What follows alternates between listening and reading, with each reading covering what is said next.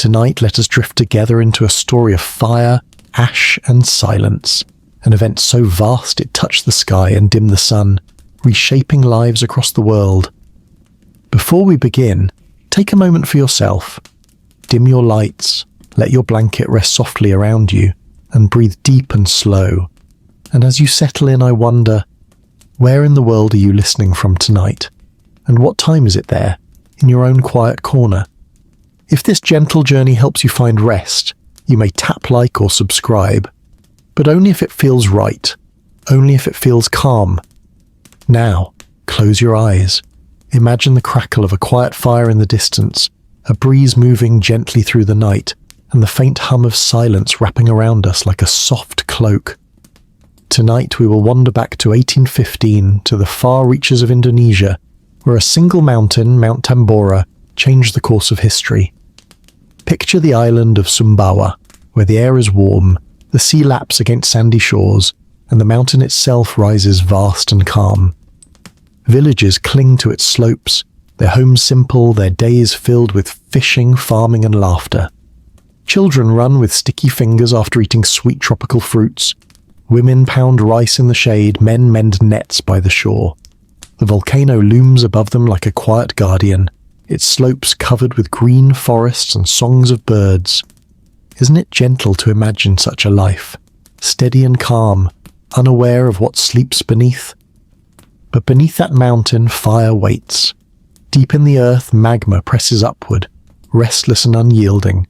For centuries, Tambora has slept, silent as stone, and yet, in April of 1815, it begins to stir. At first, the people hear distant rumbles, like thunder rolling across the sky. The ground trembles, dishes clink softly on shelves, and animals grow restless. Still, many think it is just weather, or perhaps a passing storm. Then, on the evening of April 10th, the mountain explodes. Imagine it now, the ground shaking, the sky torn open by fire, a roar louder than anything ever heard. Ash blasts upward, so high it touches the stratosphere, carried by winds across oceans. Lightning dances through clouds of smoke and hot pumice rains down, covering villages in moments.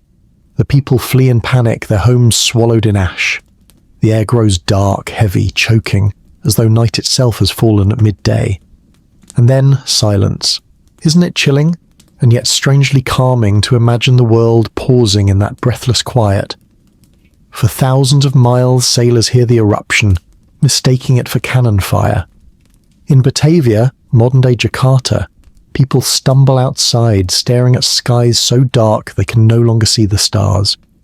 The eruption's sound circles the world, a whisper of destruction carried like thunder across oceans. Yet the story does not end there. For while Sumbawa suffers the immediate fury, the rest of the world will feel the quiet aftermath. The ash climbs into the sky, wrapping around the earth like a veil. Sunlight dims, temperatures drop, and the following year, 1816 will become known as the year without a summer. Crops will fail, hunger will spread, and lives will shift in ways no one could yet imagine. But tonight we begin simply, with the mountain's roar and the people's awe. Imagine sitting by your own fire now, listening to the faint crackle, while outside the world trembles with forces too vast to stop. Let the image drift softly, a volcano waking, a sky turned dark, and the world holding its breath. And as the ash drifts upward, so too does our story. From the villages buried on Sumbawa to the far fields of Europe and America, we will follow the ripples of this eruption, carried like whispers on the wind. For now, rest in the gentle calm of knowing, even in the face of fire, life endures and stories linger. After the roar of Mount Tambora, the world shifted into a silence heavy with ash. Imagine the island of Sumbawa now, its once green slopes covered in grey. Trees lie toppled, rivers run thick with mud, and the air tastes of soot. Villages that once rang with children's laughter now sit buried beneath layers of volcanic stone. Yet, amid the ruin, the world beyond is only beginning to notice. Sailors at sea are among the first to sense the scale. Imagine them on the deck of a wooden ship, the horizon cloaked in strange clouds. Ash falls lightly on their shoulders like snow, the ocean itself darkened by floating pumice. They taste grit in their water, hear distant rumbles that echo across waves, and wonder if the world itself has cracked open. Isn't it strange to imagine standing in the middle of an ocean, yet still feeling the breath of a mountain miles away? In Batavia, far to the west, the city wakes beneath skies that refuse to brighten. The dawn feels dim, as though a heavy curtain has been drawn across the heavens. Coffee is brewed in kitchens, bread baked in clay ovens, yet the air feels uneasy. Birds are silent, and the usual bustle of markets seems hushed. People whisper about cannon fire, about armies marching, but the truth is far more immense. As weeks pass, the ash climbs higher into the sky, carried by winds to places far beyond Sumbawa. In India, in Europe, even in the young United States, the effects will soon be felt. But here, close to the eruption, the immediate toll grows clear. Fields are destroyed, crops wither beneath grey ash, cattle starve, rivers are poisoned, and famine creeps into homes where food was once plentiful. Yet, in the middle of tragedy, daily rituals persist. Imagine a family sitting in their hut, their clothes dusty, their faces tired. They still light a fire. They still boil rice, though the portion is small. They still share the pot, passing bowls with hands that tremble from hunger. Even in ruin, the human heart clings to routine. Isn't it gentle and heartbreaking to see how even in ash people find calm in food shared together? News spreads slowly, as it always does in this age. Letters carry whispers of the great eruption to faraway lands.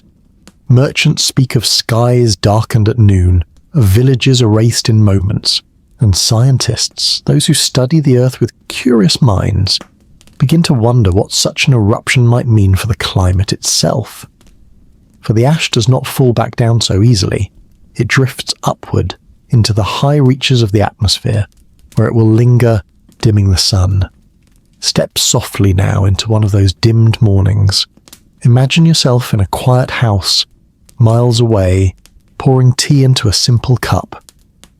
Outside, the air feels cooler than it should for the season. The sky seems pale, almost ghostly, as though a veil has been stretched across the sun. You sip slowly, unaware that your morning calm has been shaped by a mountain's roar half a world away. This is how the story unfolds, not in one violent night, but in ripples that spread outward, touching lives in ways both large and small. From farmers whose crops will fail to poets who will write in strange, gloomy summers, the eruption will leave its fingerprint on history. Isn't it calming in a way to see how even the greatest fire reshapes the world not just with destruction, but with quiet shadows and subtle changes? And as the ash continues to drift, we too drift further into this tale, toward a year when the world will shiver beneath summerless skies. By the summer of 1815, the echoes of Tambora's fury were carried far across the seas. Though the eruption itself had ended, its memory lived on in the skies. Imagine standing in Java or Bali, hundreds of miles from Sumbawa, and still seeing ash fall like a soft grey rain. Days seemed dim, nights eerily bright as the moonlight reflected off suspended particles in the air. Sailors returning to European ports spoke of sunsets unlike any ever seen before. Picture the horizon glowing with strange colours, deep violets, fiery oranges, and bands of crimson that stretched endlessly across the sky. Artists tried to capture them on canvas, their brushes mixing pigments with wonder. Scientists scratched their heads, trying to explain why the skies had changed. But the truth was simple. The mountain's ash had reached high into the atmosphere, scattering light in ways that painted the heavens anew. Isn't it calming to imagine the world wrapped in colours so haunting, so beautiful, born from destruction itself? Closer to Sumbawa, life grew harder. Crops failed as fields lay buried under ash. Streams once clear now carried silt, making water scarce and bitter. Farmers who once harvested rice and maize found their stores dwindling.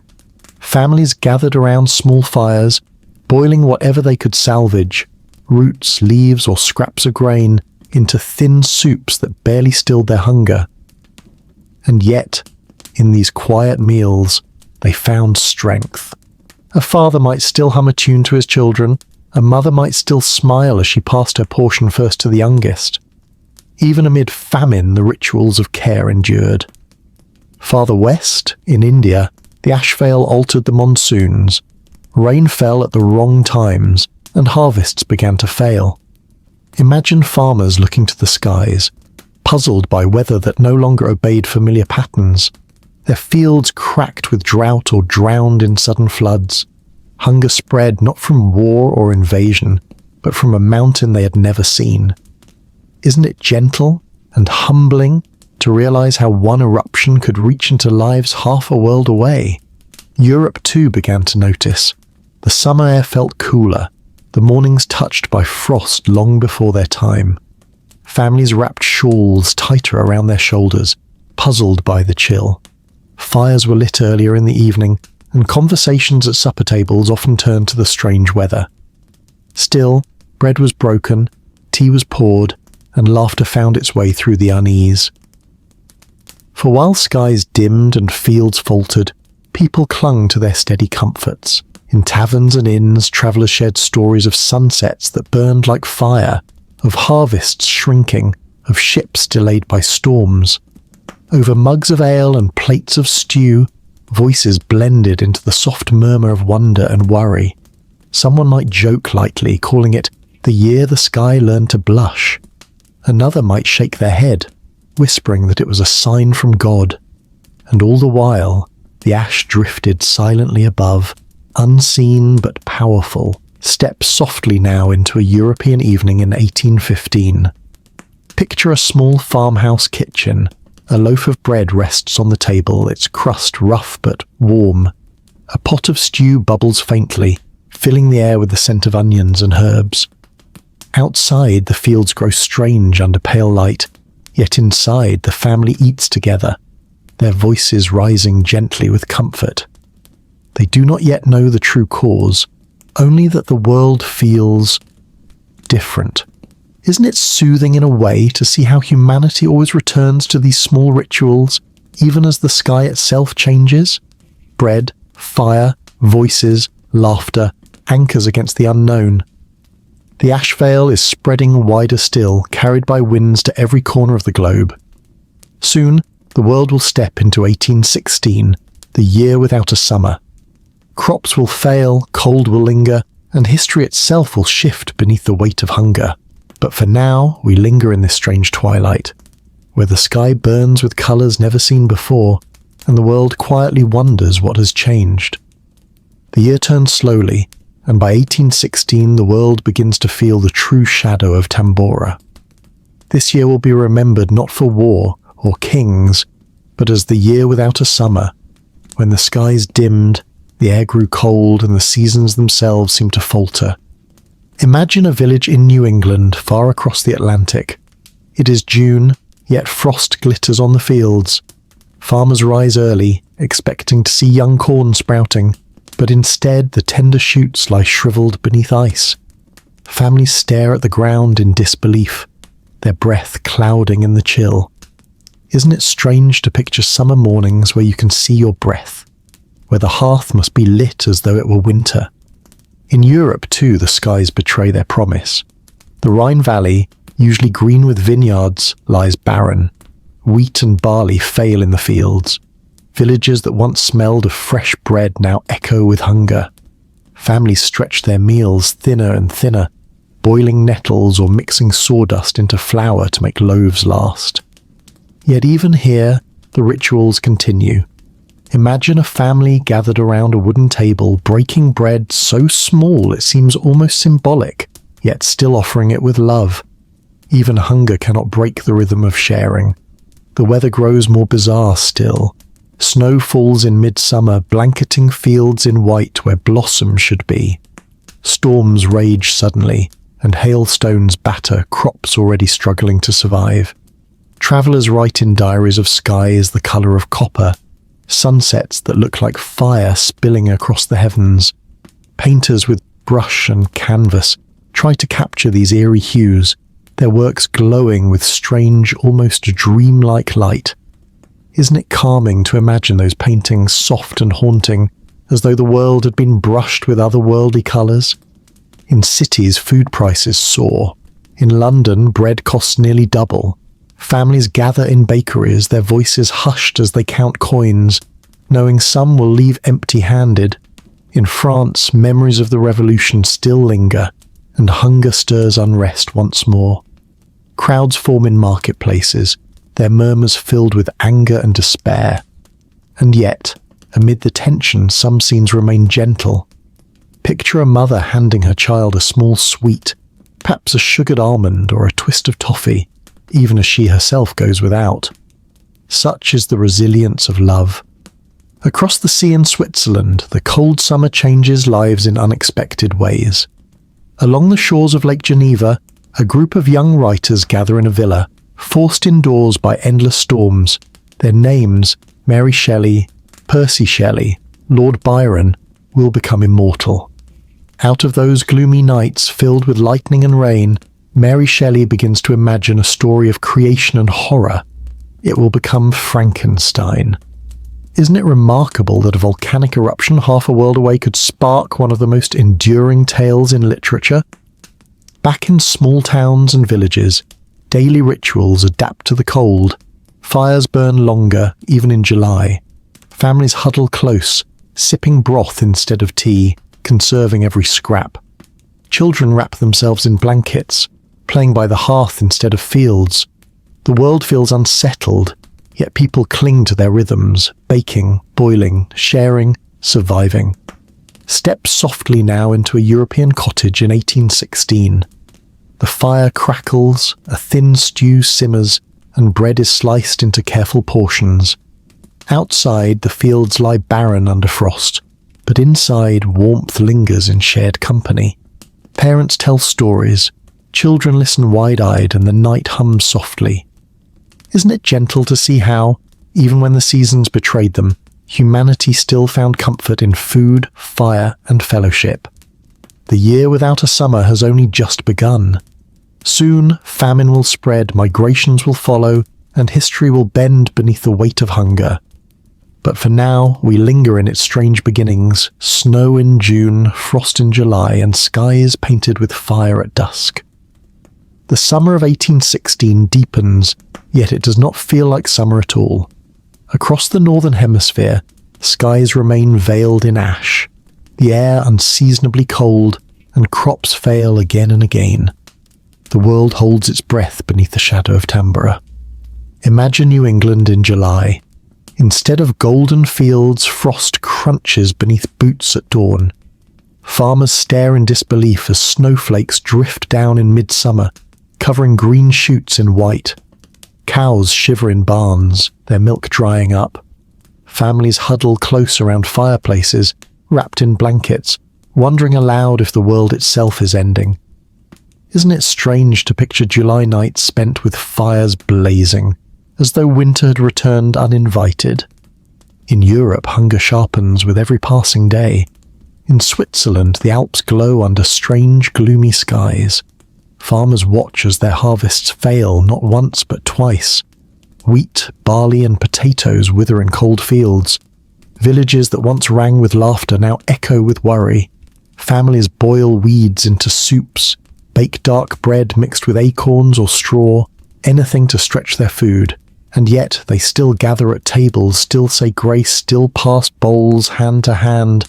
Even in famine, ritual endures. Markets across Europe grow tense. In France, memories of revolution resurface as bread prices soar. Crowds push through narrow streets, their voices rising in anger. In Ireland, potato crops falter, foreshadowing the tragedies yet to come. Children tug at mothers' skirts, asking for food, while vendors shake their heads, their baskets empty. The hum of daily life becomes sharper, harsher, yet somewhere, someone still sells a sugared nut or peppermint sweet, a tiny comfort in desperate times. Isn't it humbling to think that even amid scarcity, people clung to sugar as a spark of joy? In England, families adapt with quiet creativity. Some households stretch flour with oats or sawdust, baking bread that is coarse but filling. Others rely on gardens, gathering cabbages, carrots, or turnips to stew. Picture a small cottage kitchen, a pot bubbling faintly, the scent of boiled vegetables filling the air. The family gathers, bowls in hand, the portions small but the comfort real. Outside, frost lingers on windows even in August, but inside the fire's glow creates a pocket of peace. Artists and poets take notice of the strange skies. The sunsets painted by ash glow with eerie beauty. Turner captures them in strokes of fire and gold, while Byron writes of darkness spreading across the earth. Mary Shelley, watching storms lash Lake Geneva, pens more of her haunting tale, born of nights where thunder rolled endlessly and the sun refused to shine. Isn't it calming to imagine that from such gloom, creativity blossomed, a reminder that even despair can spark beauty? In cities, cafes become havens. Picture a Paris cafe in the gloom of an August day. Outside, the air is cool and dim, but inside, candles glow, cups of steaming coffee are poured, and the murmur of voices fills the room. Travellers speak of snow in summer, of crops failing, of hunger spreading. Yet laughter still rises, spoons still clink against porcelain, and the ritual of gathering over food continues. Step softly now into a German village late in 1816. The fields lie barren, the barns empty, yet the family home glows with faint lamplight. A pot of thin gruel simmers, bread is sliced carefully, and children eat slowly, savouring every bite. The parents watch them with quiet. Across the ocean, in Ireland, potato fields fail under cold rains and grey skies. Families dig the soil in desperation, pulling up stunted, rotting tubers. Hunger begins to spread, and the songs once sung in fields grow quiet. In Germany, wheat prices climb so high that riots erupt in marketplaces. Crowds gather, demanding bread, their voices sharp with anger. Bakers' windows crack beneath thrown stones. Still, in the shadows of the crowd, a mother might slip her child a small sweet, a peppermint or a sugar lump, trying to soften despair with a moment of sweetness. Switzerland becomes one of the hardest hit. The landlocked valleys, already fragile, see harvest after harvest ruined. Families eat boiled nettles, bark mixed with flour, even cats and dogs when hunger grows unbearable. Yet on the shores of Lake Geneva, within Villa Diodati, a different kind of creation stirs. The storms keep Byron, Shelley and Mary Shelley indoors, where they tell ghost stories by candlelight. The thunder outside cracks, the lightning flashes across the lake, and in that eerie gloom Mary dreams of Frankenstein's monster. Isn't it remarkable that even famine and darkness can give birth to stories that will live forever? In France, people whisper about punishment from God. In England, pamphlets circulate with questions about the end of the world. Yet scientists begin to suspect something larger, something natural. They do not yet know the name Tambora, but they sense a veil has wrapped the skies, dimming the sun and cooling the earth. Meanwhile, daily life struggles on. Picture a German family baking bread with whatever they can gather. Rye, acorns, even ground straw. The loaves are dense, bitter, but they are bread nonetheless. They eat slowly, chewing carefully, grateful for every bite. In small towns, stews of carrots, beets, and whatever roots can be pulled from the ground simmer over low fires. The meals are thin, but still warm. Isn't it gentle to picture that warmth filling a room, even when the taste is plain? In America, some families migrate westward, seeking land where harvests might be kinder. Wagons creak along muddy roads, their wheels splashed by summer snow. Families huddle inside, eating dried apples, salt pork, and cornbread baked on iron skillets. Nights are long, the air cold, yet stars shine above, unbothered by the turmoil below. Step softly now into one of those evenings. A farmhouse glows faintly in the chill. A pot of broth steams, bread is passed in thin slices, and children sip slowly, trying to savour what little there is. Outside, frost sparkles on fields that should have been green and the night feels endless. Isn't it calming to see how, even as the seasons betrayed them, people still sought peace in the same ways? fire, food, family, and fellowship. The year without a summer is not yet finished. Hunger will deepen, migrations will spread, and even politics will shift under its weight. But for now, we linger in its quiet sorrow. Families gathered in cold kitchens, thin meals shared, and stories whispered by candlelight against storms that never seem to end. By the autumn of 1816, the world's rhythm feels broken. What should be golden harvest months are instead marked by frost, storms, and hunger. The shadow of Tambora stretches across continents, its ash still hanging high above the earth, scattering light and chilling the air. Picture a village in France. It is October, but the fields look like winter has already claimed them. Wheat is stunted, rye thin, and potatoes rot beneath sodden soil. Families stand in lines outside bakeries, their coins clutched tightly, hoping for bread that grows more expensive each week. Sometimes, when the ovens are empty, voices rise in anger. Stones break windows and soldiers are called to restore order. Yet inside one small home, a mother sets out bowls of thin soup, placing a slice of dark bread in each. The meal is meagre, but her children smile faintly as they eat.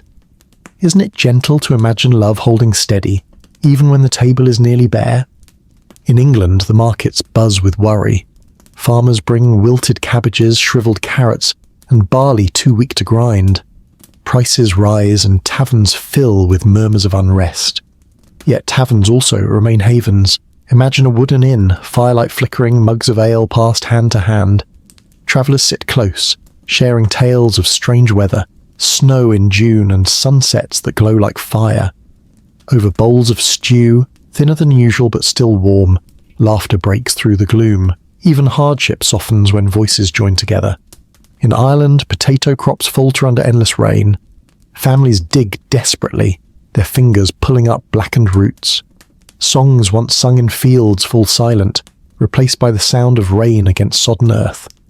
Still, at night cottages glow faintly. A pot boils with cabbage or oats.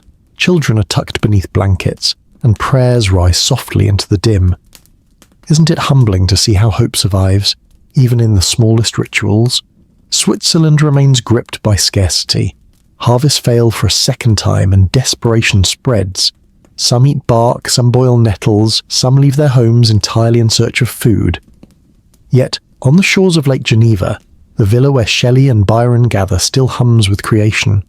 Storms rage outside, thunder cracks, and inside candlelight flickers on faces as stories are spun. Mary Shelley, listening to the storm, shapes her tale of Frankenstein. Out of hunger and darkness, imagination sparks a light that will burn for centuries.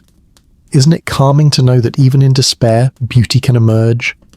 Across the Atlantic, in America, the cold drives families westward.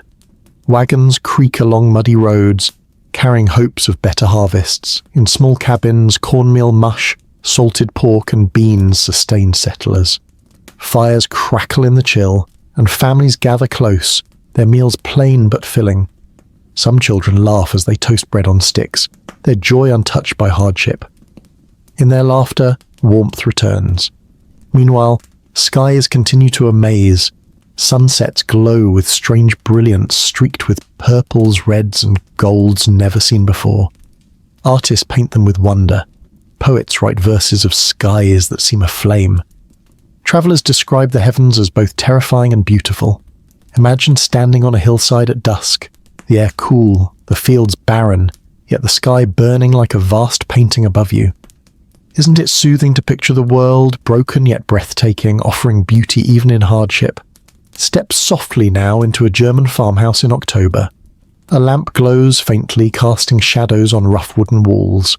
A pot of barley soup simmers, thin but warm. The family sits together, their voices hushed but steady. Outside, the fields lie barren, frost sparkling under a pale moon. Inside, bread is shared, bowls are passed, and laughter flickers like firelight. Isn't it gentle to see how, in every corner of the world, people endure with the same comforts: fire, food, family, and stories whispered in the dark? The year without a summer continues, and the world bends beneath its weight. But in its heart, humanity still gathers around warmth, holding steady against the chill. Winter of 1816 approaches, yet for much of the world it feels as though winter has already been here all year. Crops have failed, prices have risen, and hunger has taken hold. Still, life continues in its small, stubborn rhythms. Fires are lit, bread is baked, and voices rise softly in the glow of lamplight. Picture a village in Germany as December arrives. The fields lie empty beneath frost, the barns bare of grain. Families gather in kitchens, the smell of boiled turnips filling the air. Bread is dark and heavy, stretched with acorns and straw. Yet even in such scarcity, candles are lit for Advent. Songs are sung softly, and neighbours share what little they can. Isn't it gentle to imagine the glow of music and light, even when bellies ache with hunger? In England, the chill deepens. Families wrap shawls tighter, fires burn from dawn till night, and markets echo with the sharp voices of those desperate for food. A loaf of bread costs more than some earn in a week, yet still the ovens bake, their scent drifting through narrow streets. Children linger outside bakeries, noses pressed to glass, watching warm loaves carried out. Sometimes, a kind baker slips a small roll into a child's hand. Such moments of kindness, though small, glow bright against the gloom. Ireland suffers too. Potato fields lie ruined, leaving families to scrape together meals of cabbage, oats, or thin broth. In cottages, fires crackle faintly, and children sip from wooden bowls, their eyes wide and quiet. Parents smile for them, even as worry lingers behind their eyes. Still, prayers are said, lullabies are sung, and hope hums softly like a thread of music in the dark. Farther east in Russia, famine spreads as harvests fail. Grain that once fed millions is gone, and bread riots echo in towns. Yet in homes, the old rituals persist. Families boil buckwheat or cabbage, gather close around stoves, and share what little they have. The smell of soup, however thin, fills the room with warmth. Isn't it calming to imagine how even a single bowl of broth can steady hearts against despair?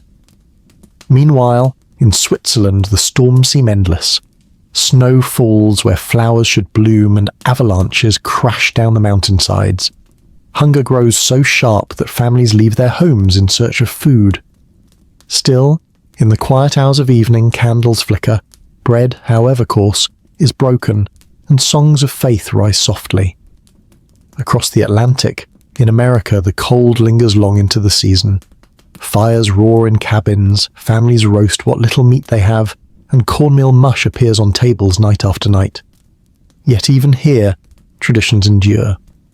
On Christmas Eve, stockings are hung, hymns are sung, and children dream of sweets, even if they are only sugar lumps or a single gingerbread cookie. Isn't it soothing to picture a child's joy over something so small, a reminder that happiness can bloom even in scarcity? The skies continue to glow with strange brilliance. Winter sunsets blaze with crimson and violet, as though the heavens themselves are painted in fire. Travellers write of them in wonder, artists capture them in oil, poets turn them into verse. The ash of Tambora, though born of destruction, gifts the world with skies that linger in memory. Step softly now into a cottage on a December night.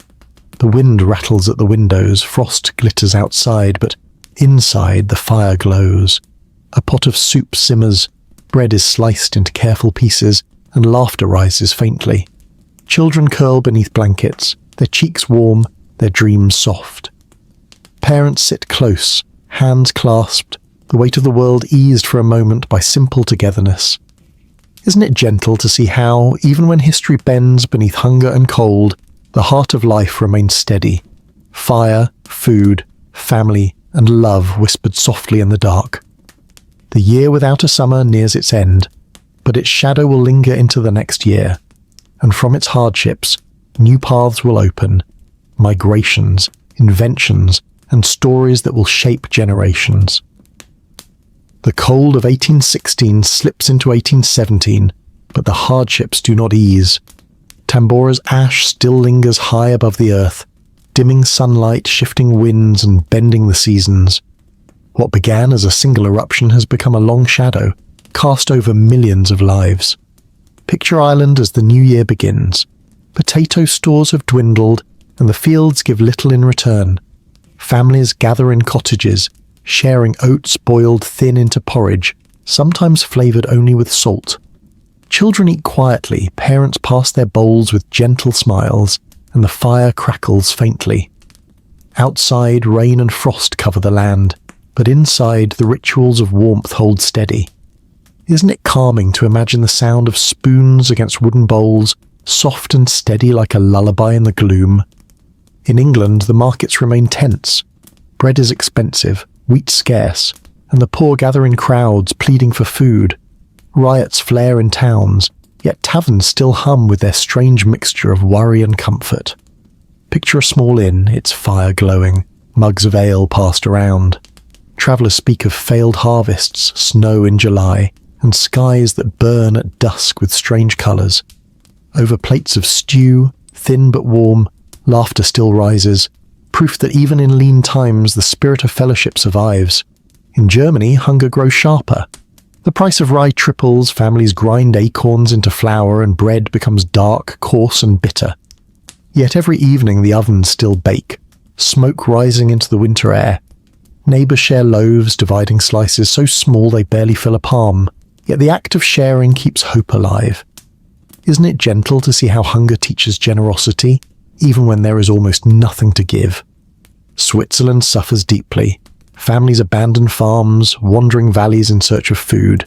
Some cross mountains, their footsteps crunching on snow where flowers should bloom. Still, on Lake Geneva the storms continue to inspire. Writers and poets watch the skies darken, lightning flashing across the water, thunder rolling like a drum. Their pens scratch words that will outlast the famine, carrying echoes of this strange, broken summer into centuries ahead. Across the Atlantic, in America, families adapt with grit. In cabins, salted pork, beans, and cornbread sustain settlers. When harvests fail, many pack their wagons, moving westward in search of land untouched by frost. Picture a family huddled by a campfire at night, eating bread baked in iron pans, the stars glittering above them. Though cold bites at their hands, the promise of new beginnings glows in their voices. The skies remain haunting. Sunsets blaze with violet, scarlet and gold, so vivid that even those weary from hunger pause to marvel. Artists paint them, poets write of them, and ordinary families step outside their cottages to watch, if only for a moment, the beauty born from ash. Isn't it soothing to imagine the world pausing in awe, united beneath colours no one had seen before? Step softly now into a French farmhouse in 1817.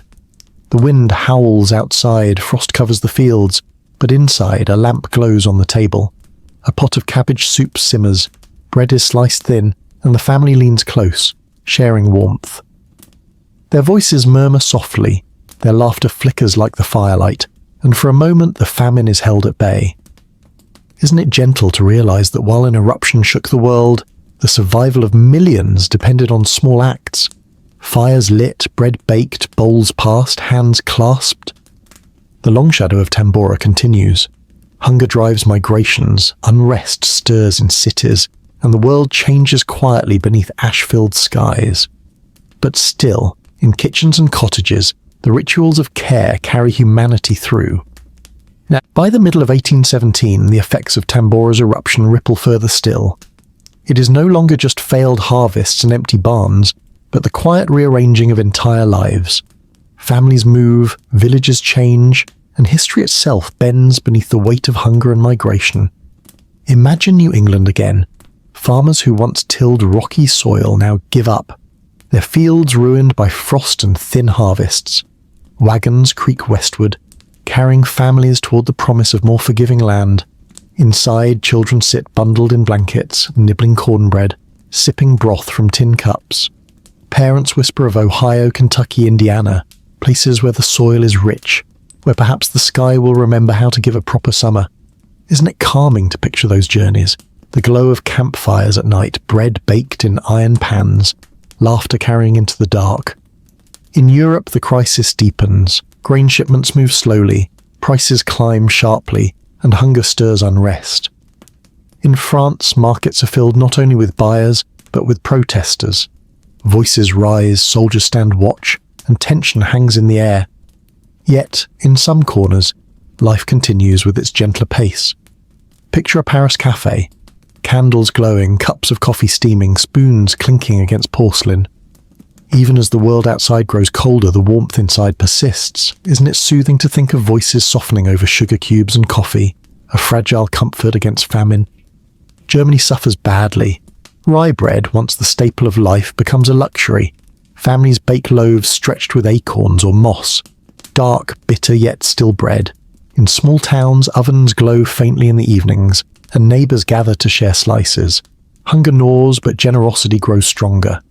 Even when the loaves are coarse, the act of passing bread hand to hand feels sacred. Switzerland sees migrations too.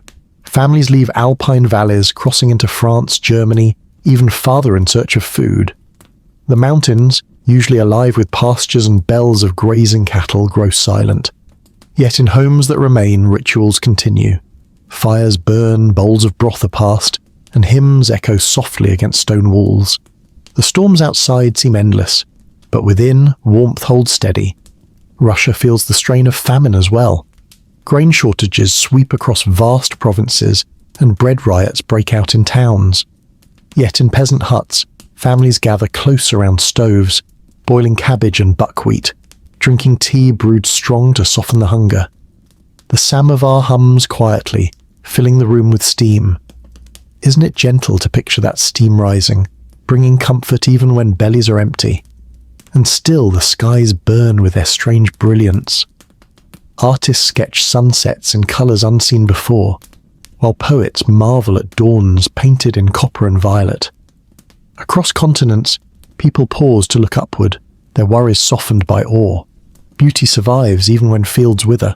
Step softly now into an English cottage in 1817. The family sits at a rough wooden table, a single candle flickering. A pot of barley stew simmers faintly, bowls are filled sparingly, and bread is sliced thin. Children giggle as they dip their crusts, their laughter lighting the dim room. Parents exchange tired smiles, and for a moment the famine loosens its grip. Isn't it calming to see how, even in the hardest times, life holds steady in these small acts? Bread broken, bowls passed, stories whispered in firelight. The shadow of Tambora continues, pushing families to move, stirring unrest, and reshaping lands. Yet through it all, the simple rituals of food and warmth carry humanity forward. By 1817, the shadow of Tambora has touched nearly every part of the world. It is not just the fields and markets that change, but the very patterns of migration, trade, and community. Out of hardship, new paths begin to form. Picture America's frontier. Families load wagons with whatever they can carry. Iron pots, sacks of grain, a Bible, a few quilts. Horses and oxen pull slowly westward, wheels creaking on muddy. Roads. Nights are spent around campfires, where cornbread bakes on cast iron, beans simmer, and children fall asleep to the crackle of flames. Parents sit close, voices low, speaking of land beyond the mountains where summers might be kinder. Isn't it calming to imagine those evenings? Stars glittering overhead, a thin meal softened by hope. In Europe, famine still presses hard. In Ireland, families search their fields in vain for potatoes, finding only rot. They boil cabbage and oats, stretch meals with whatever they can gather. In Germany, rye bread remains coarse and bitter, but still shared among neighbours. Imagine a bakery in a small town, its oven glowing, loaves dark and heavy, made with acorns and straw. Families line up outside, coins clutched in trembling hands, hoping for a slice. Yet when the loaves are cut, people smile faintly, grateful for even this. Switzerland remains one of the hardest hit. In alpine valleys, people boil wild grasses, grind pine bark into flour, and eat whatever can be found. Families leave their homes, crossing mountains in search of food. Yet even in this bleakness, warmth survives. Picture a farmhouse kitchen, a fire glowing weakly, a pot of broth simmering with roots, children huddled in blankets. The parents ladle out bowls carefully, their love stretching further than the meal itself. Isn't it gentle to realize that even hunger cannot break the bond of care? Meanwhile, in cities like Paris and London, unrest simmers. Crowds gather in marketplaces demanding relief. Soldiers stand watch as voices rise. But behind closed doors, cafes and taverns still glow with warmth. In Paris, candles flicker, cups of coffee steam, and conversations murmur softly. A small plate of bread and cheese might be shared between friends, laughter rising despite the gloom outside. In London, inns serve bowls of stew and mugs of ale, their fires warding off the chill. Even in hunger, places of gathering keep spirits alive. The skies continue to amaze. Ash high above the earth scatters sunlight into colours that seem unreal. Sunsets blaze with crimson and violet, while dawn arrives pale and ghostly. Artists like Turner capture them in brushstrokes of fire, their paintings forever marked by Tambora's hand. Poets write of strange seasons, their verses filled with awe and unease. Isn't it soothing to imagine how even disaster gave the world moments of unexpected beauty? In Russia, peasants cling to old rituals. Around stoves, cabbage and buckwheat boil, tea steams in samovars, and families share stories while the wind howls outside. Bread is scarce, but the rhythm of evening gatherings continues, a reminder that life carries on, even in hardship. Step softly now into a small cottage in New England. The wind rattles the shutters, frost clings to windows, yet inside a fire glows. A pot of cornmeal mush simmers, bowls are filled, and bread is broken into pieces. Children giggle as they eat, dipping crusts into broth, their cheeks pink in the firelight. Parents sigh, weary but comforted by the warmth of family. Isn't it calming to see how, across oceans and borders, humanity survives with the same rituals, fire, food, laughter and love? The shadow of Tambora will last for years, reshaping not just harvests but the course of history itself. Yet in the quiet of kitchens and taverns, life continues, steady as the crackle of a hearth. By 1817, the famine and cold caused by Tambora had pressed on for nearly 2 years, and its effects were woven deep into daily life. Hunger no longer felt like a passing hardship, but like a companion that visited every table, every family, every village. Picture Ireland in spring. Usually fields would be green with young shoots, songs would float across meadows, and families would look forward to potato harvests later in the year. But now the earth offers little. Families dig into the soil with hope, only to find small blackened roots. Children watch quietly, their faces pale as parents sigh and carry home baskets lighter than their hearts. That night, a pot of cabbage and oats is boiled thin, shared carefully, each spoonful slower than the last. Isn't it tender to imagine those quiet meals, love stretching further than food itself? In Germany, prices for grain climb beyond reason. The price of rye doubles, triples and bakers find themselves at the centre of unrest. Crowds gather outside ovens, their voices sharp, stones cracking windows. Yet within homes, the act of baking continues. Families grind acorns into coarse flour, mixing it with what little grain remains. The bread is dark, bitter and heavy, but it is bread nonetheless. Neighbours share slices across fences, small kindnesses that shine in lean times. Switzerland still suffers deeply. Valleys echo with hunger, and families trek across mountains seeking food. Stories tell of people boiling grass, stripping bark from trees, and surviving on whatever nature provides. Yet in quiet moments, life continues. Picture a Swiss farmhouse, its walls thick against the storm. A fire burns faintly, a pot of broth simmers, and children huddle beneath wool blankets. Hymns are sung, candles flicker, and warmth lingers, however small. Isn't it calming to realize that even in famine, music and faith carry light? In England, taverns remain centres of comfort. Farmers and travellers gather in wooden rooms warmed by fire. Ale flows, stew simmers, and voices blend into a low murmur. Some complain of failing crops, some tell stories of strange weather. Snow in summer, frosts in July. Yet laughter still breaks through, mugs are raised, and the weight of hunger softens, if only for an hour. France too struggles. The revolution's memory lies not far behind, and the people's patience with hunger is thin. Markets grow tense, voices rise, and soldiers patrol the streets. Yet in homes, supper tables are still set. A loaf of bread, however small, is placed in the centre, cut into equal slices. Cheese, perhaps thinly shaved, adds a touch of richness. Families lean close, sharing softly spoken stories, finding peace where they can. Across the Atlantic, America adapts with quiet resilience. In cabins, meals of beans, salt pork, and cornbread appear night after night.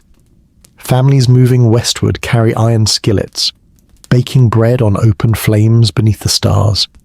Children roast apples or toast bread on sticks, their laughter rising into the cold night. Isn't it soothing to imagine that sound, innocent, bright, cutting through hardship like a lantern in the dark? Meanwhile, the skies remain unforgettable. Painters marvel at sunsets glowing violet and gold, skies brushed with fire. Poets write of days that feel endless and nights painted strange. Even in hunger, people pause to watch the heavens, their awe-softening despair. Step softly now into a French cottage. The wind blows cold through cracks in the wall, but inside a fire glows. A pot of thin soup bubbles, bread is sliced with care, and children lean close, their faces warmed by lamplight. Parents smile gently, their eyes heavy but hopeful. Outside, the fields lie bare. Inside, love carries them forward. Isn't it gentle to see how humanity endures? Not through plenty, but through persistence. Fires lit, bread shared, voices rising softly against the dark. Tambora's shadow has not lifted, and the world still bends beneath its weight. Yet through it all, the same quiet rituals keep life steady. Tea, bread, stories, and the warmth of togetherness. As 1817 wears on, the memory of Tambora's roar has faded, but its shadow lingers quietly over fields, towns, and homes. It is no longer the eruption itself that people speak of, but the endless hunger, the cold summers, and the skies painted in strange colours. Imagine a village in Scotland. The hills, usually lush and green in summer, lie bare and brown. Sheep graze thinly on what grass remains, their ribs faint beneath their wool. Families eat oats boiled with water, sometimes flavoured with a pinch of salt or a splash of milk if fortune allows. The portions are small, yet the ritual of porridge remains a comfort. Children gather with wooden bowls, steam rising into the cool air, their laughter soft but steady. Isn't it calming to picture that scene, simple and fragile, yet filled with warmth? In Switzerland, hunger continues to push people from their homes.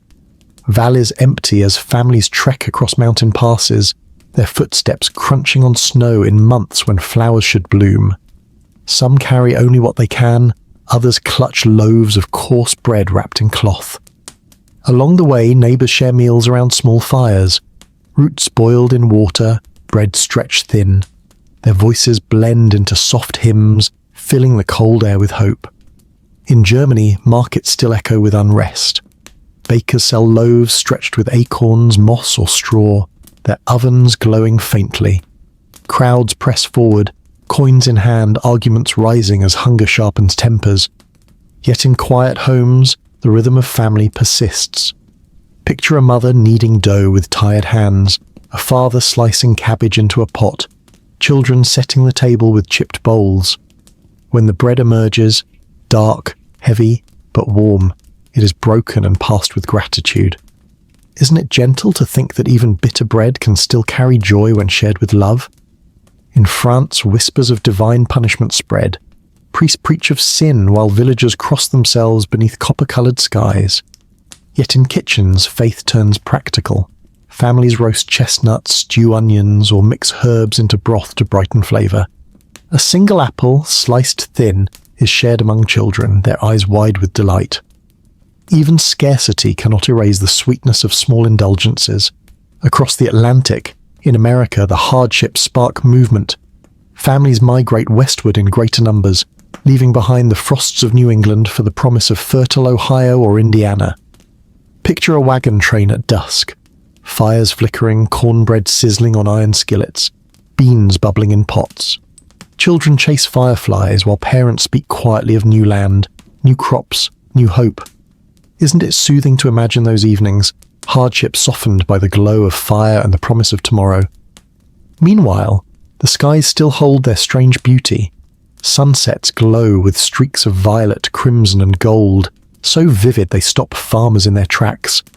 Painters capture them, poets praise them, and even the hungriest families step outside to marvel. For a moment, awe silences hunger. Step softly now into a German farmhouse in late 1817. A lamp glows on a rough wooden table, casting shadows on whitewashed walls. A pot of cabbage soup simmers faintly. Bread is sliced into small pieces, and the family leans close. Children dip their crusts into broth. Parents sip slowly, and the room hums with gentle voices. Outside, frost glitters under a pale moon. Inside, warmth lingers, fragile but real. Isn't it calming to see how, across continents, life continues through these same small acts? Bread broken, bowls passed, stories whispered in the dark. Tambora's shadow may have dimmed the sun, but it cannot extinguish the light of love, ritual, and resilience. By the close of 1817, the hunger and cold caused by Tambora had reshaped not only harvests, but the very course of lives. Communities that once thrived now struggle, and yet in the quiet corners of daily life, people still find ways to endure. Picture a small town in Austria. The marketplace, once lively with baskets of fresh produce, is quieter now. Stalls display meagre offerings, wilted cabbages, carrots too small to sell, loaves of bread darkened with bark and straw. Families gather with coins counted carefully, stretching what little they have. Yet, in the evenings, kitchens still glow faintly. A pot of soup simmers, the scent of onions and herbs filling the room. Bread, though coarse, is sliced and shared. Children eat slowly, savouring each bite while parents smile faintly. Isn't it gentle to picture such calm, love-binding families, even as hunger presses at the door? In England, taverns remain places of warmth against the chill. Travellers gather by firelight, mugs of ale passed hand to hand. Bowls of stew, thin but hot, are served with rough bread. Voices blend into a soft murmur. Stories of snow in summer, of crops failing again and again, of sunsets glowing like fire. Someone makes a joke, another sings a song, and laughter breaks through. Isn't it soothing to think that even famine cannot silence joy completely? In Switzerland, valleys continue to echo with hardship. Families leave homes behind, wandering mountain passes in search of food. Yet in churches, candles are lit, hymns rise, and communities gather.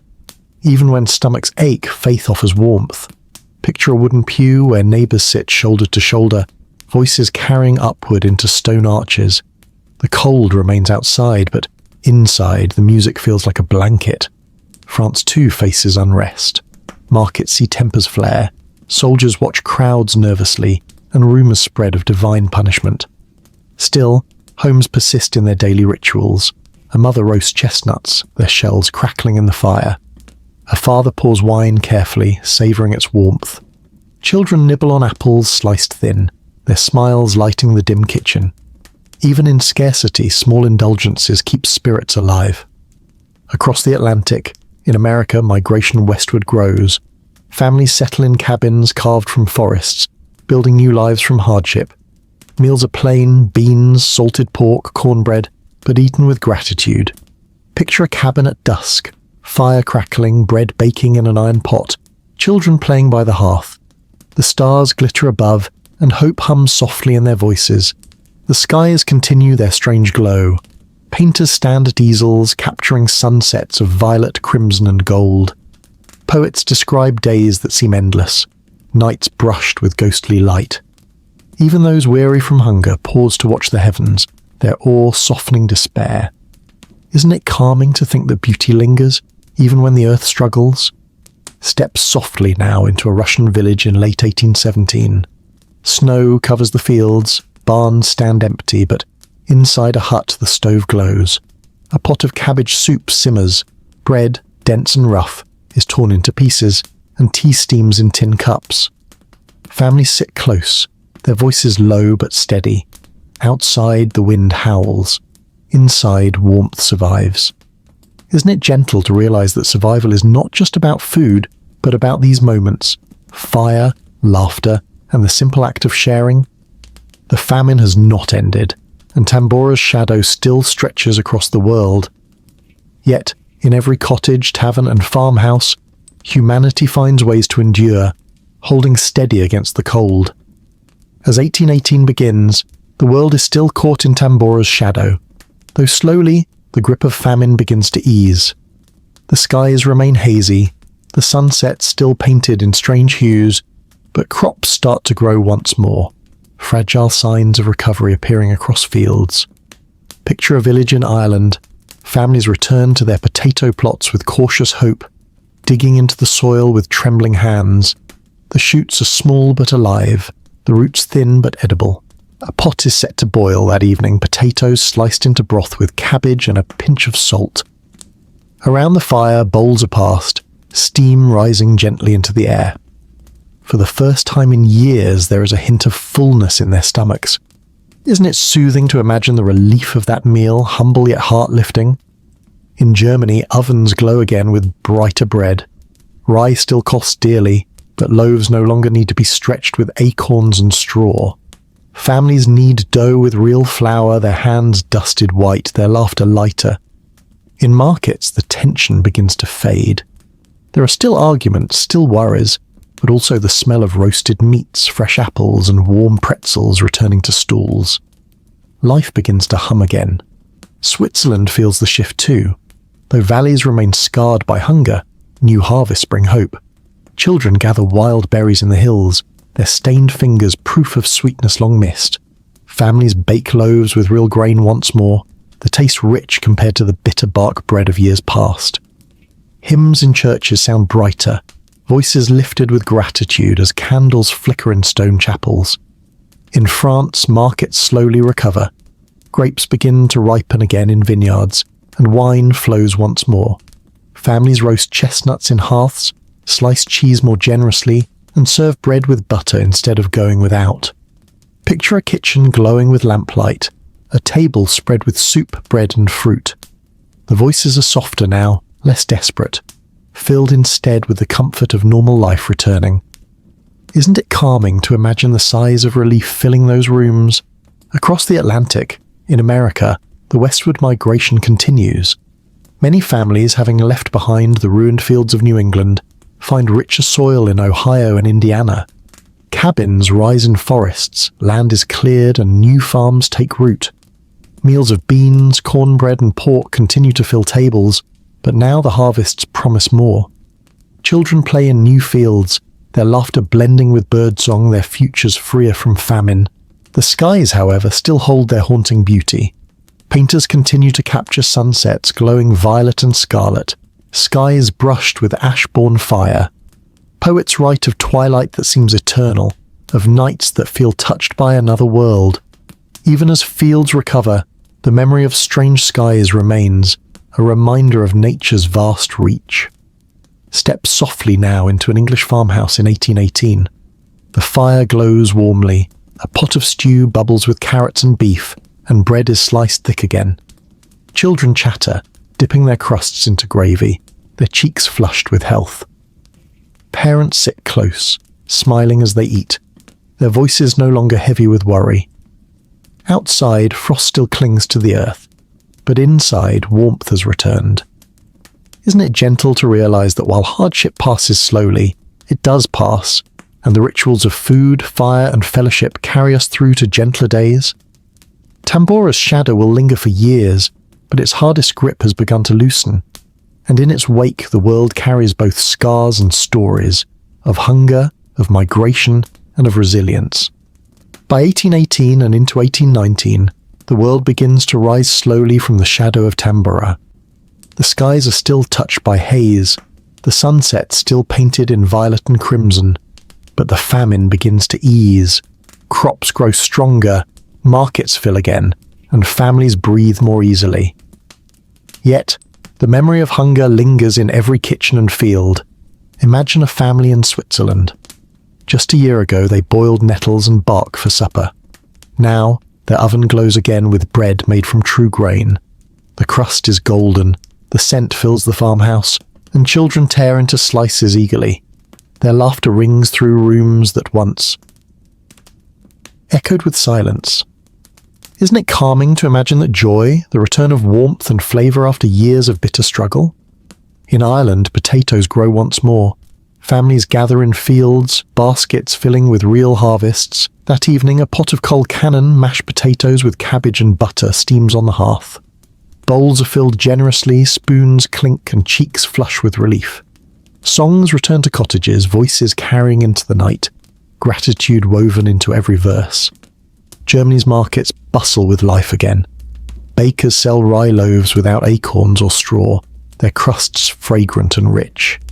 Pretzels hang in baskets, sausages sizzle, and cheeses cut thick. Families stroll through the streets, coins still scarce but smiles brighter. In taverns, mugs of ale clink, stews thicken with meat and vegetables, and voices rise in cheer. Isn't it soothing to picture the glow of those rooms, filled with laughter that famine could not silence? France too feels the return of abundance. Vineyards ripen, markets fill with grapes, apples and bread. Families roast chicken in hearths, serve potatoes alongside, and end meals with sweet fruit.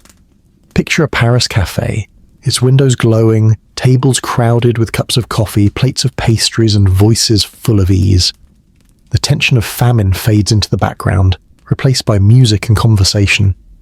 Across the Atlantic, America blossoms. Families who moved west find fertile fields, planting corn, wheat and beans with new confidence. Cabins expand into farms, children play in orchards, and meals grow more plentiful. Beans and salted pork still fill many tables, but now apples, cornmeal cakes and butter join them. Around campfires, families share stories of hardship survived, laughter rising into the starlit sky. The skies, though gentler, still hold traces of ash. Sunsets burn longer, colours richer than before. Artists continue to paint them, their canvases glowing with hues of fire. Poets write of storms and shadows, but also of resilience. Out of nature's fury, creativity blossoms, leaving behind works that carry the memory of Tambura's reach. Step softly now into a farmhouse in Austria. A family gathers at a table laden with stew, bread and fruit. The children chatter, dipping crusts into broth, their cheeks full. Parents smile, passing plates, their voices lighter than in years past. Outside, the fields sway with grain, golden under the dim but steady sun. Inside, peace hums in every corner. Isn't it gentle to realize how quickly life returns, how resilience blooms again and again?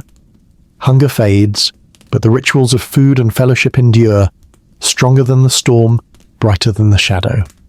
Tambura's eruption may have ended years ago, but its memory will last far longer, in fields, in kitchens, and in the stories of survival shared across generations. By 1819, the world begins to breathe again, though the scars of Tambura remain etched into memory. The famine has eased, crops grow stronger, and markets hum once more, yet the habits formed during hunger linger in every family, like echoes of survival. Picture Ireland, where potato harvests return to the fields. Families lift baskets heavy with healthy roots, relief shining in their faces. In cottages, pots boil with potatoes mashed with butter, sprinkled with salt and shared generously. The sound of spoons clinking against bowls blends with laughter, a music long missing. Children lick butter from their fingers, parents sigh with joy, and songs rise again at night. Isn't it calming to imagine those cottages filled with warmth, gratitude woven into every meal? In Germany, bread once bitter now tastes rich again.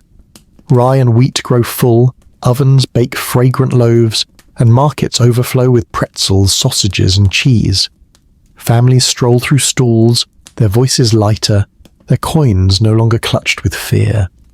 In taverns, stews are hearty, mugs of ale clink and music plays. The memory of famine lingers, but the glow of plenty begins to soften it. France regains its rhythm. Vineyards ripen with heavy clusters of grapes, presses churn and wine flows once more. Kitchens smell of roasts, buttered vegetables and fresh bread. Picture a Paris cafe, cups of steaming coffee, plates of pastries, voices filling the air. The heaviness of hunger has lifted, replaced by lively chatter and laughter. Isn't it soothing to imagine the murmur of joy returning to rooms once filled with worry? In Switzerland, the mountains, once scarred by hunger, see children gathering berries again, their hands stained red with sweetness. Families bake loaves of wheat bread, golden and fragrant, instead of bark and straw. In chapels, hymns ring out more joyfully, voices lifted not in desperation but in thanks. The storms that once raged feel softer now, as though nature herself has grown tired of sorrow. Across the Atlantic, America thrives. Families who moved west find fertile soil, building new lives from hardship. Corn grows tall, fields sway with wheat, and orchards fill with apples. At cabins, meals include beans, pork, and cornbread, but now also pies baked with fruit, butter melting on warm bread, and honey drizzled on cakes. Around campfires, laughter rises with the smoke, and the memory of famine is spoken of only as a trial overcome. The skies still glow with their strange, lingering beauty. Sunsets stretch long, colours painting the horizon in crimson and violet. Artists, brushes in hand, continue to capture them. Poets write of light after darkness, of beauty born from struggle. Isn't it gentle to think that even after the hunger fades, the skies themselves carry the memory of resilience? Step softly now into an English cottage in 1819. A fire glows, bread rests warm on the table, and a pot of stew bubbles with carrots, onions, and beef. Children chatter, dipping their crusts into broth, their cheeks rosy with health. Parents smile, passing bowls, their voices filled with peace. Outside, the fields sway with grain, golden beneath the sky. Inside, love hums like a song.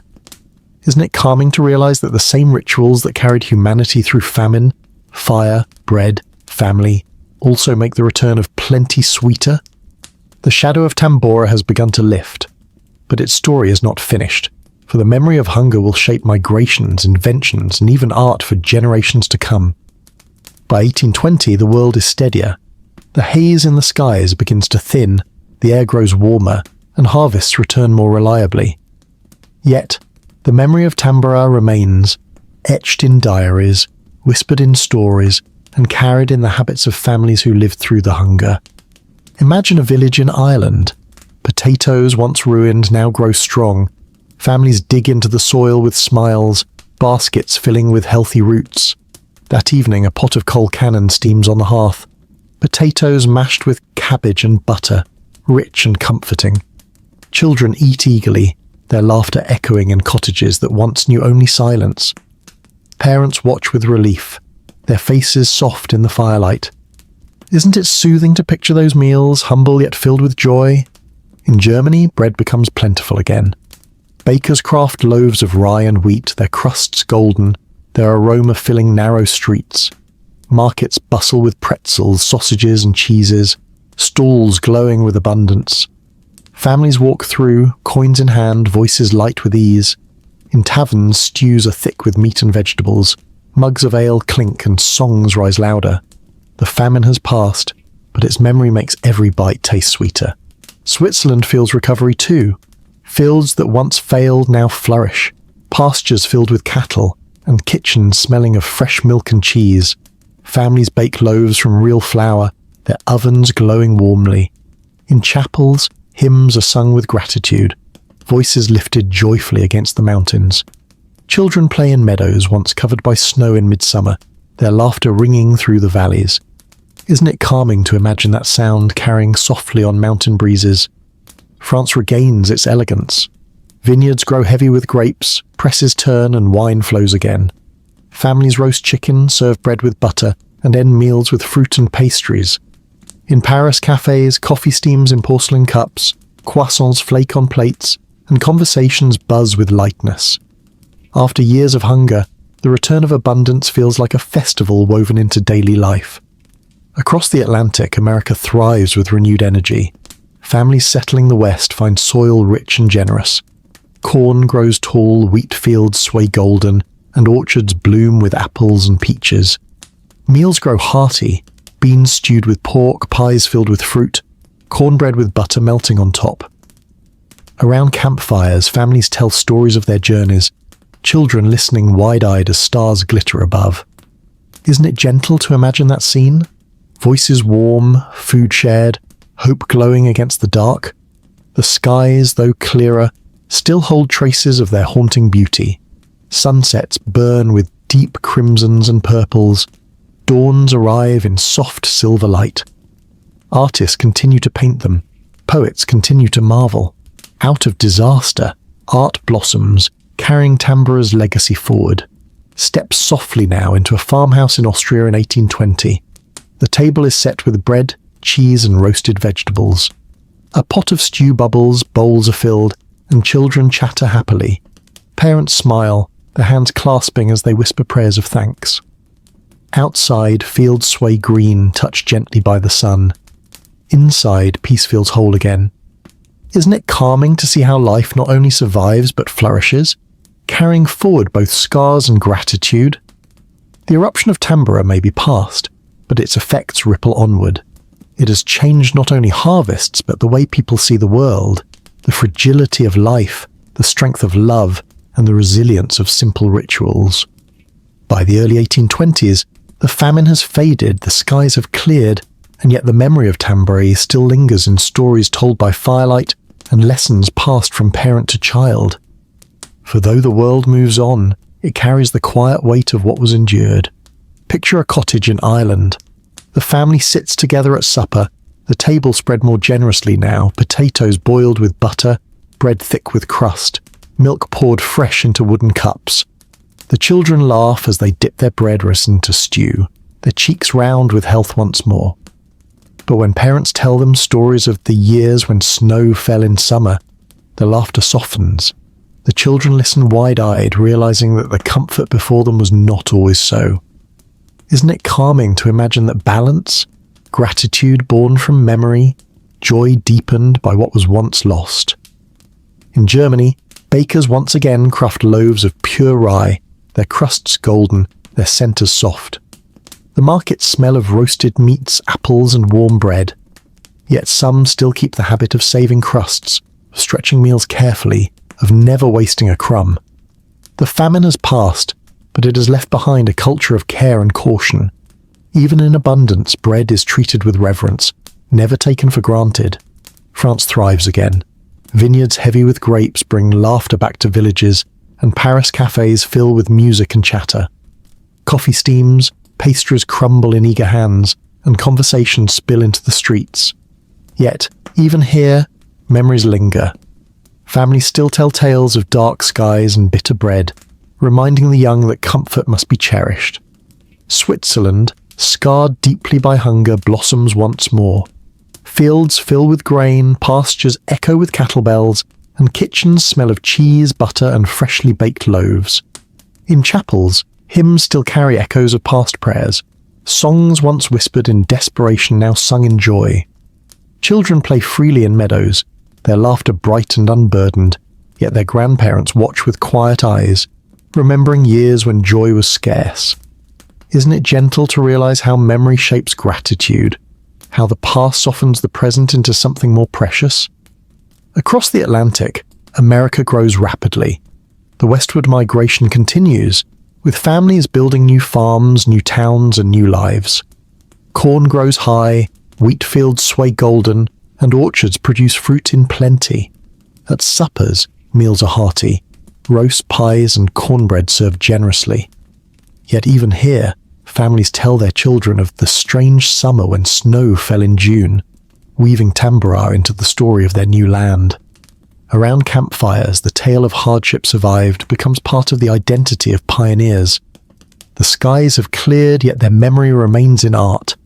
Painters capture sunsets with deep crimsons and purples, recalling the years when ash turned the heavens into fire. Poets write of the fragility of life, the power of nature, and the beauty found even in sorrow. Tambora has left behind not only hunger but also creativity, shaping culture as much as climate. Step softly now into an English farmhouse. The table is set with thick slices of bread, roasted vegetables, and a pot of stew rich with flavour. The family eats slowly, savouring each bite, their laughter rising with ease. Outside, fields glow golden beneath the evening sun. Inside, the memory of famine lingers only as a lesson, an echo reminding them of resilience. Isn't it calming to see how survival turns into gratitude? How hardship becomes wisdom, and how love remains the constant thread?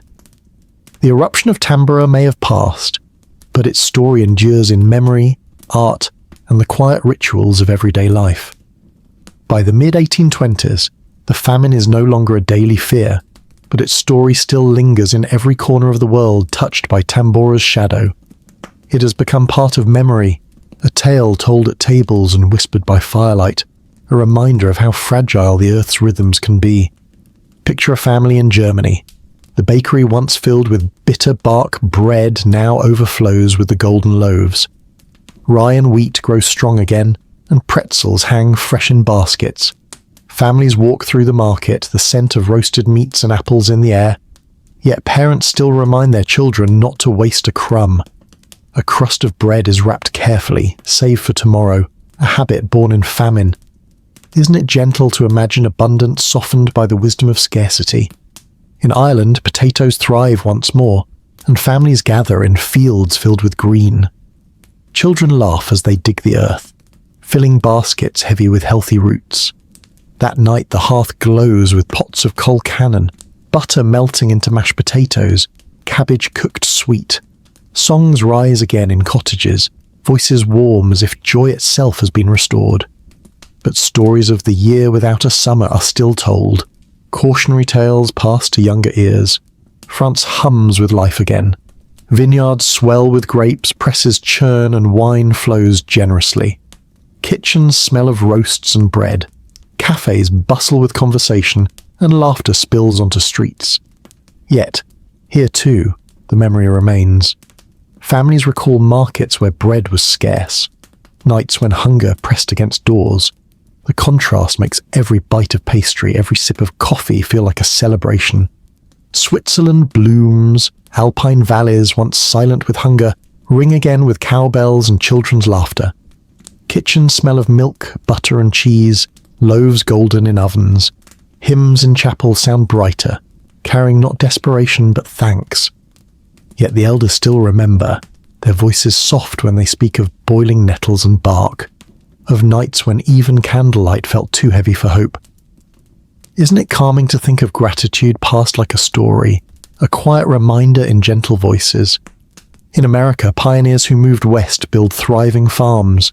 Corn grows tall, wheat fields stretch wide, and orchards burst with fruit. Meals are hearty, beans, pies, roasts, and families share them with joy. But even here, the tale of the strange summer, of frosts in June and hunger in New England, is told around campfires. The eruption of a mountain half a world away becomes part of their story, woven into the legacy of migration and resilience. The skies, clearer now, still hold a hint of brilliance at sunset. Artists paint, poets write, inspired by memories of colours too vivid to forget. Tambora's beauty lingers in culture, as surely as its shadow lingered in fields. Step softly now into a farmhouse in France. A table is laid with bread, cheese and wine. The family sits together, their laughter rising warmly as the evening sun filters through the window. Outside, the vineyard glows with ripening grapes heavy with promise. Inside, the air is filled with gratitude. Isn't it soothing to see how hardship turns into memory, memory into wisdom, and wisdom into love shared across generations? The eruption has passed, but its story carries on, not in hunger but in resilience, gratitude, and the quiet joy of plenty restored. By the late 1820s, the famine years are becoming memory, yet the stories remain vivid.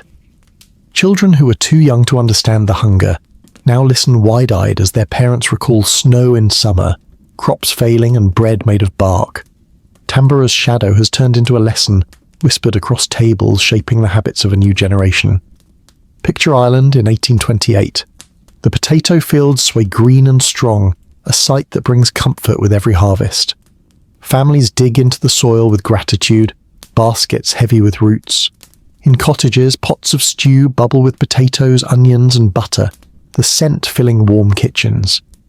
Children laugh as they dip bread into broth, their cheeks glowing in the firelight.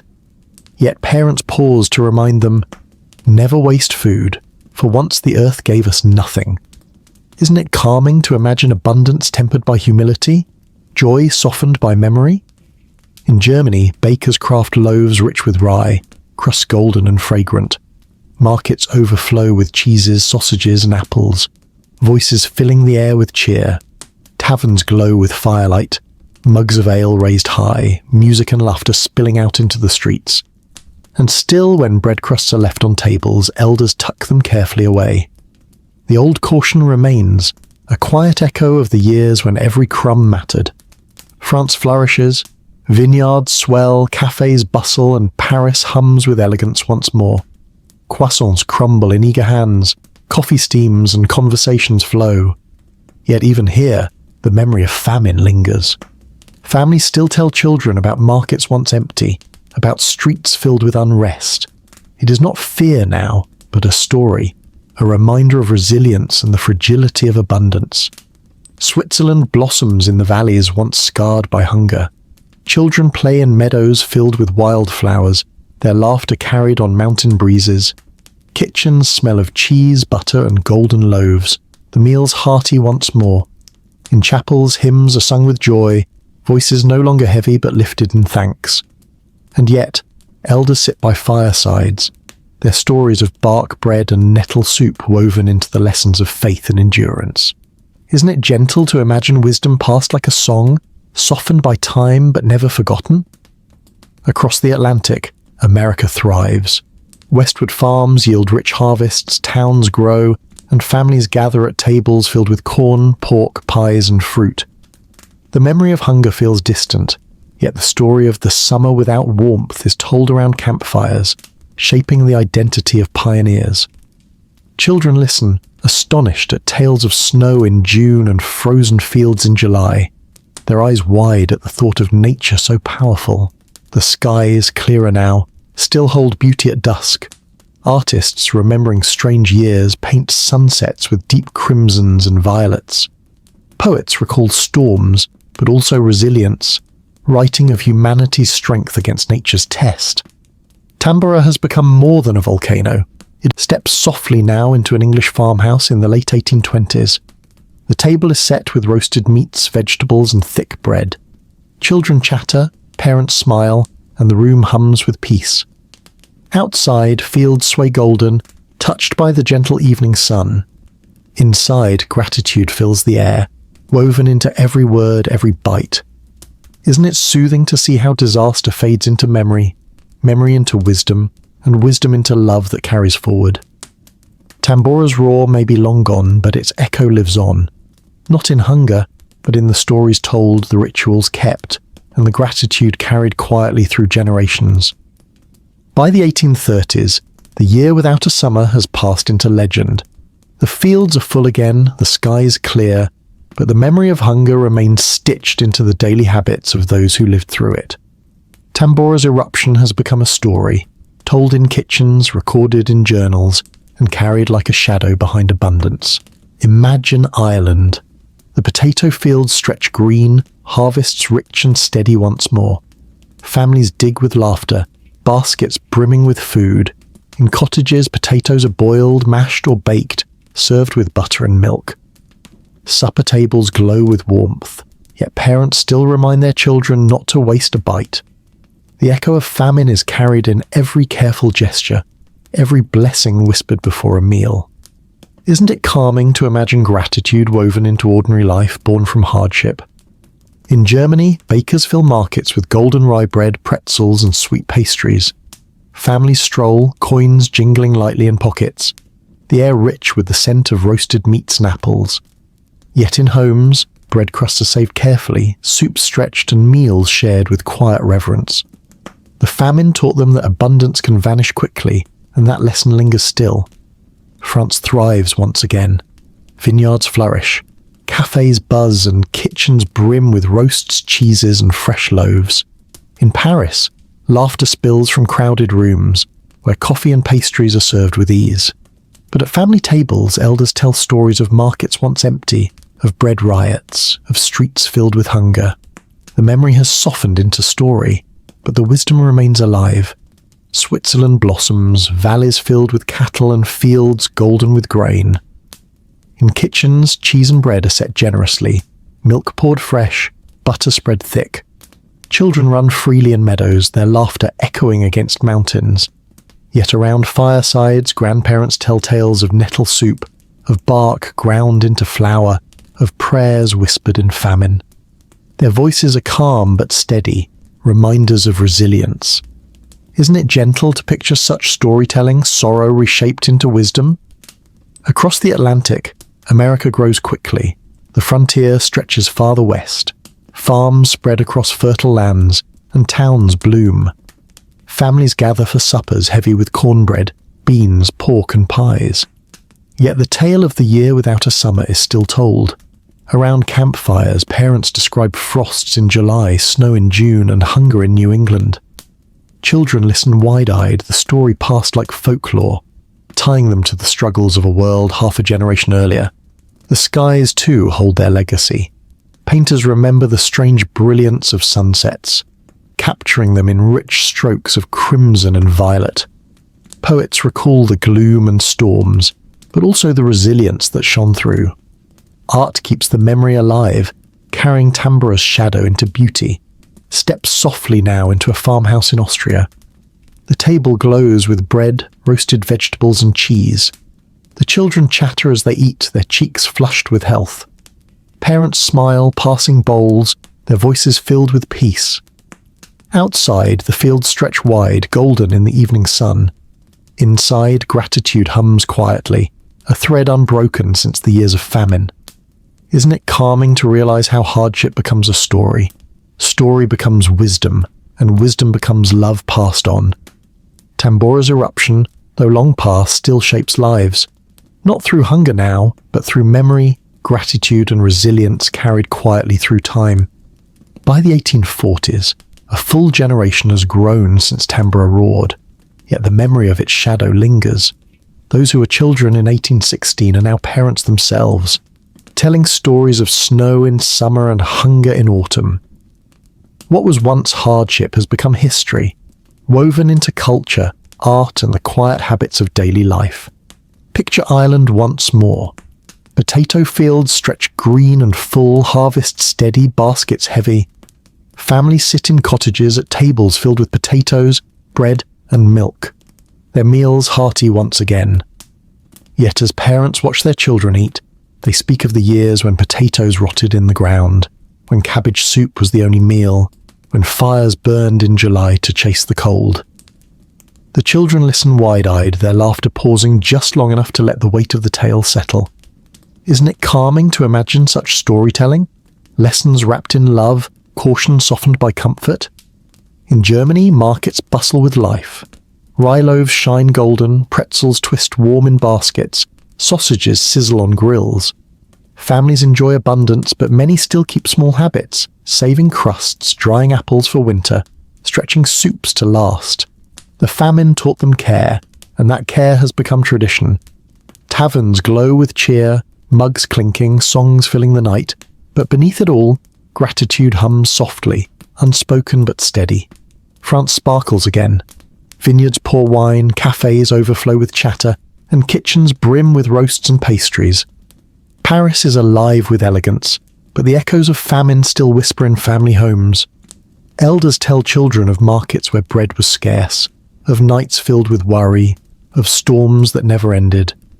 These tales, softened by time, become part of the fabric of memory, reminders of resilience as much as of sorrow. Switzerland, once scarred, thrives in beauty. Alpine meadows bloom, cattle graze freely, and kitchens fill with butter, cheese, and golden loaves. In chapels, hymns sound brighter, lifted with joy rather than desperation. Yet grandparents still tell of bark bread and nettle soup, their voices calm but firm, ensuring the past is never forgotten. Isn't it gentle to think of such lessons, carried like heirlooms from one generation to the next? Across the Atlantic, America continues to grow. Families on the frontier build farms, towns, and futures. Supper tables are filled with beans, pork, pies, and cornbread, meals eaten in laughter. Yet still, around campfires, the story of the year without a summer is told. Children stare into the flames as parents describe frosts in June, snow in July, and skies painted in fire. The story feels almost like myth now, but it is carried as truth, a reminder of how fragile and strong humanity can be. The skies too keep their legacy in memory. Painters still use the deep crimsons and violets they once saw. Poets still write of storms and strange light. Out of hardship came art that endures, beauty born from shadow. Step softly now into an English farmhouse in the 1840s. The table glows with bread, roasted meat and vegetables. Children chatter brightly, dipping bread into gravy, their cheeks full. Parents smile, passing plates, their voices filled with peace. Outside, fields stretch golden beneath the steady sun. Inside, gratitude lingers, quiet, gentle and unbroken. Isn't it soothing to see how hardship fades into memory? Memory becomes story, and story becomes a legacy of resilience. Tambora's eruption has long ended, but its echo continues, in the habits of families, in the art of painters, in the stories whispered by firelight. By the mid-19th century, Tambora's eruption is no longer a memory of famine, but a story woven into history. Its hunger has faded, its skies have cleared, but its lessons remain, etched into culture, art, and the quiet habits of families across continents. In Ireland, potatoes still grow strong, but the shadow of hunger remains close. Parents remind children of years when the fields gave nothing, teaching them gratitude for every harvest. Songs sung in cottages hold both joy and sorrow, echoes of resilience woven into melody. Isn't it calming to imagine families singing together, their voices rising like threads of light in the dark? In Germany, loaves of rye bread sit golden in bakeries, markets bustle with laughter, and taverns glow with cheer. Yet families still save every crumb, dry fruit for winter, and share generously with neighbours. The famine left not only scars, but a culture of care. France thrives with elegance once more. Vineyards bloom, cafes hum, and kitchens fill with roasts, pastries and wine. But the memory of riots, of hunger, of dark skies remains alive in stories told to children. Gratitude flows beneath the surface, a quiet current shaping the rhythm of life. Switzerland, once scarred by desperation, shines in abundance. Fields bloom, meadows echo with cattle bells, and kitchens brim with milk, cheese and gold.